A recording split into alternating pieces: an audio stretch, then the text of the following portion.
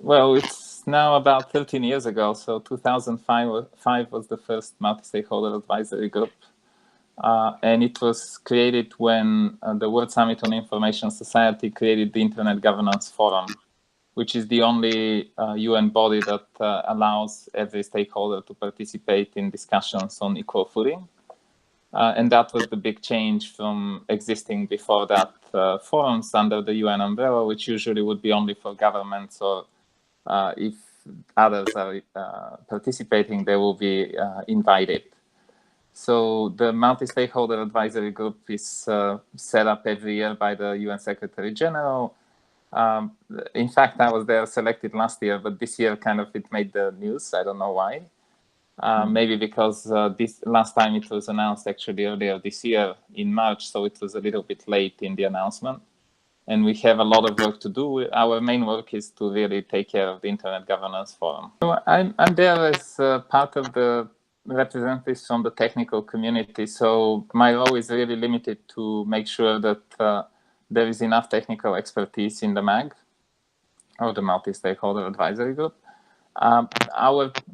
There are many big priorities. Obviously, our biggest priority is to make sure that the Internet Governance Forum, or the IGF, is a successful event. Next year, it's going to be in Berlin from the 25th of November.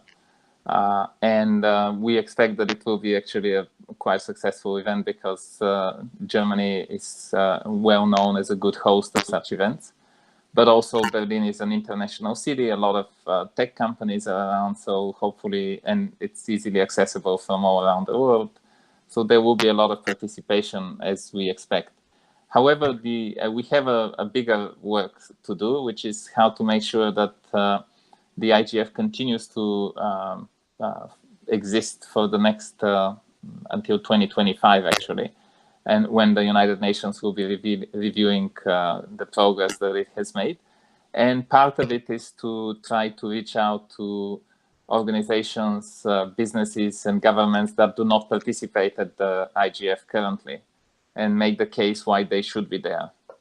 So that's a big challenge, and all the members of the MAG and the United Nations who are supporting us with the Secretariat work are putting a lot of efforts to make sure we reach out to other newcomers, because as you mentioned in Paris, there were a lot of discussions and a lot of people knew each other, but there are also this opens opportunity for newcomers to show up, to find out what's happening in the field of internet, what's happening in cybersecurity, in human rights online, etc., etc. We really aim to that.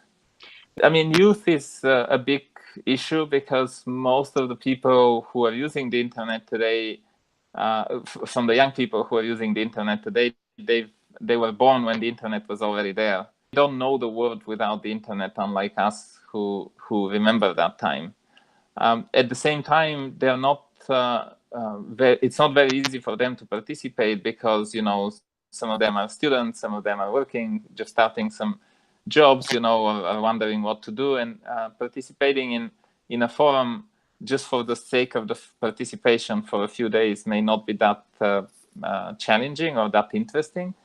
But I would urge every young person who wants to define what the future of the internet will be, what the next big, you know, the next Instagram or WhatsApp or Facebook will be, to come to the IGF or to follow also the mailing list that exists. And there are a lot of mailing lists around internet governance, and just to figure out what's the niche that they're interested in. Are they interested in just technology, or they're interested in human rights, or they're interested in content, services, etc., etc. So if they find their niche, there is a desperate need for young people to come to these meetings and to take the lead.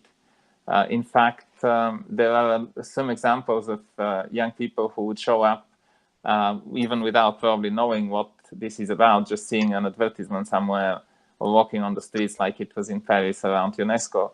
But they may find a career there as well. They may find companies that they want to work with, or they may think of a new idea by talking to people and then create a new startup. So there are a lot of opportunities if people come to the IGF, and also from the point of view of the technical community, who are represented. It's not the whole technical community, but certainly part of it is represented at the IGF and at the MAG.